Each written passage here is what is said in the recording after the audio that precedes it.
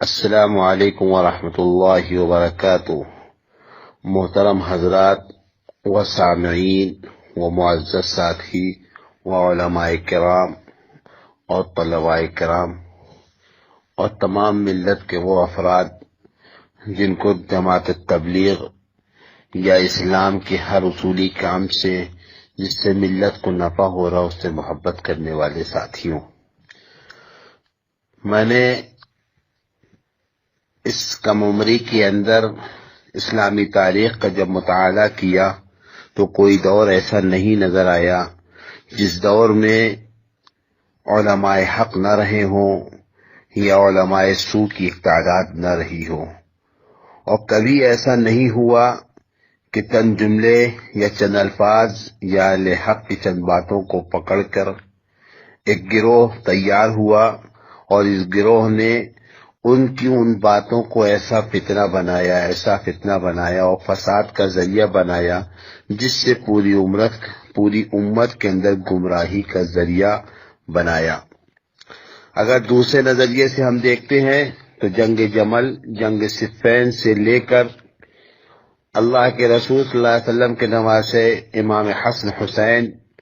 اور اس کے بعد کی تاریخ میں تابعین اور اس کے آگے اور بڑھتے اگر ہم چلے جا رہے ہیں تو دارالعلوم دیوبند کی بنیاد، اور دارالعلوم دیوبند کی بنیاد کے بعد اس کے دو ٹکڑے، مدرسہ مظاہر العلوم کے دو ٹکڑے،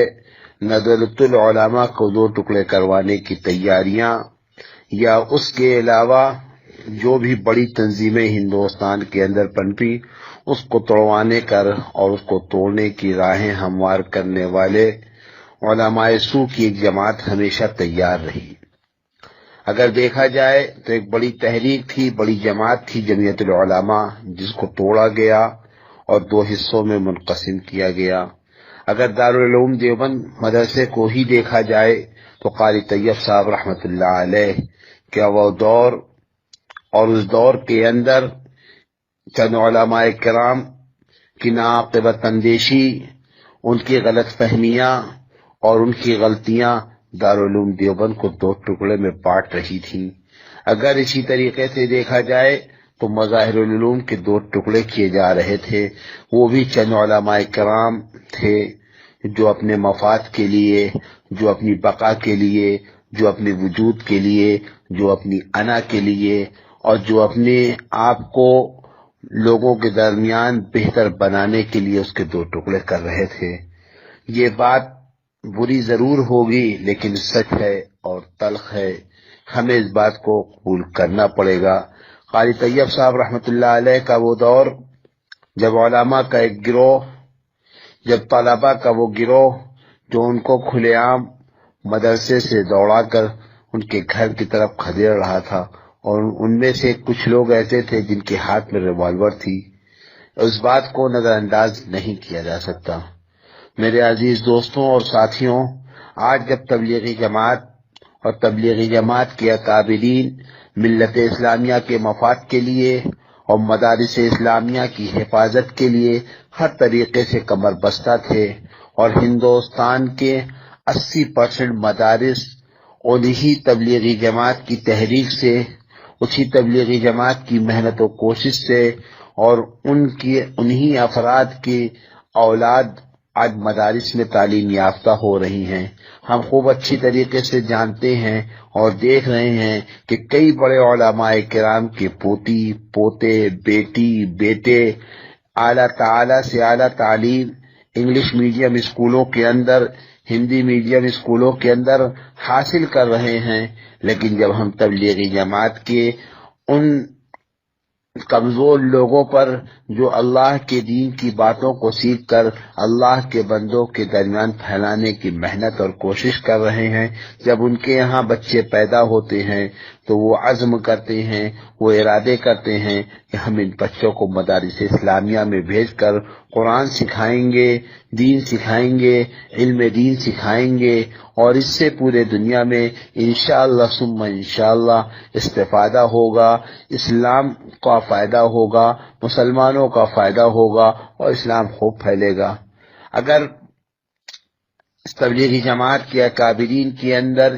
یا ان کی محنت اور کوشش کرنے والوں میں کسی طرح کی کمی ہوتی، ان کی سوچ میں، ان کے فکر میں، تو حضرت مولانا الیاس صاحب رحمۃ اللہ علیہ کا زمانہ گزرا، حضرت مولانا یوسف صاحب رحمۃ اللہ علیہ کا زمانہ گزرا، حضرت مولانا انعام الحسن صاحب رحمۃ اللہ علیہ کا زمانہ گزرا، حضرت شیخ رحمۃ اللہ علیہ موجود تھے۔ اور اگر دارالعلوم دیوبند کی طرف ہم نگاہ دوڑاتے ہیں تو اس وقت ان کے ہم پلہ علماء کرام مولانا اشرف علی تھانوی علیہ الرحمہ بھی موجود تھے، مولانا حسین احمد مدنی بھی موجود تھے۔ اگر ہم دیکھتے ہیں تو مولانا قاسم نانوتوی کے عالم بردار اور مولانا قاسم نانوتوی رحمۃ اللہ علیہ کے فرزند بھی موجود تھے۔ اگر اور اس سے آگے ہم جاتے ہیں تو علماء کا ایک گروہ حضرت مفتی محمود الحسن صاحب رحمۃ اللہ علیہ، مفتی کفایت اللہ رحمۃ اللہ علیہ، اس طرح کے بہت سے علماء کرام موجود رہے۔ اور حضرت مولانا الیاس صاحب رحمۃ اللہ علیہ، حضرت مولانا یوسف صاحب رحمۃ اللہ علیہ، حضرت مولانا زکریا صاحب رحمۃ اللہ علیہ، حضرت مولانا انعام الحسن صاحب رحمۃ اللہ علیہ، یہ اکابرین امت محنت اور کوشش کرتے رہے اور کام آگے بڑھتا رہا اور محنت اور کوشش جاری رہی۔ ہاں، حضرت مولانا صاحب صاحب رحمۃ اللہ علیہ، حضرت مولانا صاحب صاحب حفظہ اللہ نے جب محنت کو اور کوشش کو اپنی زندگی کا مقصد بنایا، اپنی سوچ اور اپنی فکر کو اللہ رب العزت کی دین کی بلندی کے لیے، اللہ رب العزت کے دین کو عزت دلانے کی محنت اور کوشش، اللہ کا دین میرا مقصد یہ بالکل نہ سوچئے گا کہ نعوذ باللہ من ذالک، اللہ کا دین عزت کے لیے وہ ہے، نہیں، ایسا نہیں، مقصد یہ ہے کہنے کا تھا کہ حضرت مولانا سعد صاحب رحمۃ اللہ علیہ، حضرت مولانا سعد صاحب حفظہ اللہ نے جب اس بات کی کوشش کی، جب اس بات کا ارادہ کیا کہ ہمیں مکمل طور پر تمام رسم و رواج کو ختم کرنا ہے، اور جو علماء کرام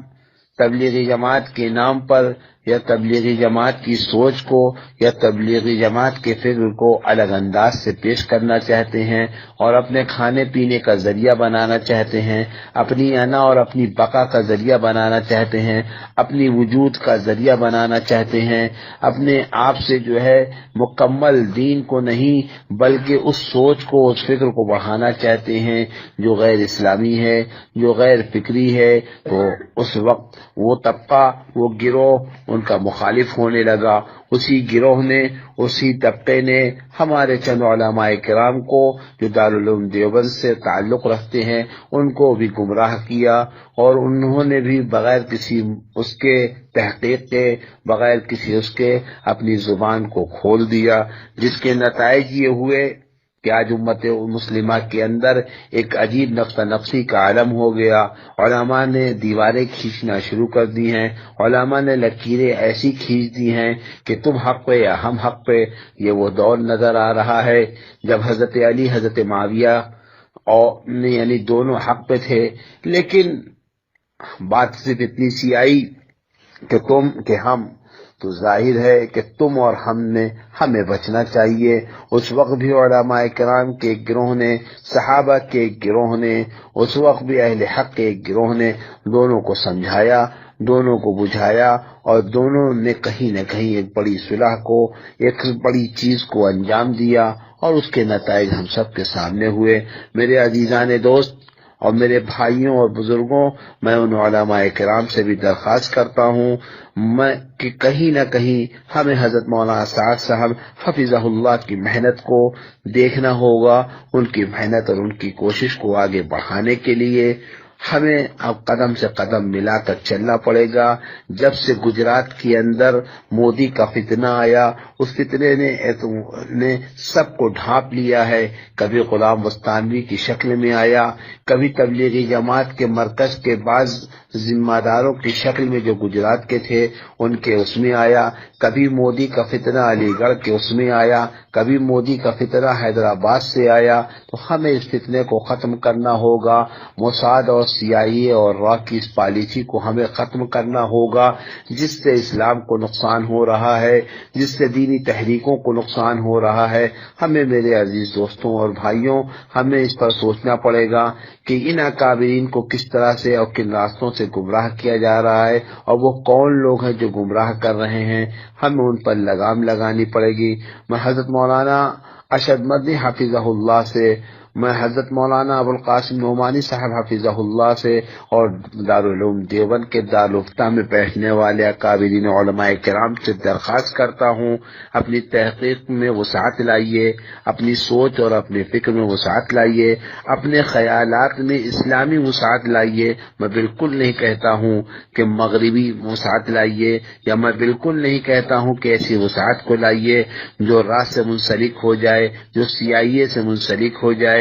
جو دنیا کی اور تنظیموں اور تحریکوں سے منسلک ہو جائے۔ میرے عزیز دوستوں اور بھائیوں، ہمیں اس وقت بڑی سوجھ اور بوجھ کے ساتھ کام کرنا ہوگا اور مودی سوچ کو،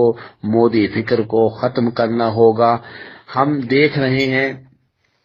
کہ ہمارے یہاں آئے دن فیصلے آ رہے ہیں۔ اس وقت ہندوستان کے اندر نظریاتی جنگ کا آغاز ہو چکا ہے۔ اس نظریاتی جنگ کے آغاز میں ہمارا دشمن بہت مضبوط ہے، وہ ہر طریقے سے ہمارے لیے لاہ عمل تیار کر چکا ہے اور ہمیں کمزور کرنے کے لیے آئے دن گاہے بگاہے کوئی نہ کوئی ایسے مسائل کھڑا کرتا ہے، کوئی نہ کوئی ایسے راستے ہمارے درمیان لا کے کھڑا کرتا ہے جس سے ہم فتنے میں ہوں، جس سے ہم اپنے آپ کو بچانے اور اپنے آپ کو ہٹانے اور اپنے آپ کو مٹانے اور انہی تمام چیزوں کے چکر میں ہم سب پریشان رہ جائیں، اور وہ دشمن اپنی طاقت کے ساتھ، اپنی پوری شجاعت اور پوری بہادری کے ساتھ ہم پر حکومت کرتا رہے۔ میرے دوستوں اور بھائیوں، میں آپ سے التجانہ درخواست کرتا ہوں، ان علماء کرام سے، خاص طور سے جو اس وقت تبلیغ جماعت کی اس عظیم تحریک کو، جس سے اسلام کو، جس سے محمد الرسول اللہ صلی اللہ علیہ وسلم کے طریقے کو فروغ مل رہا ہے،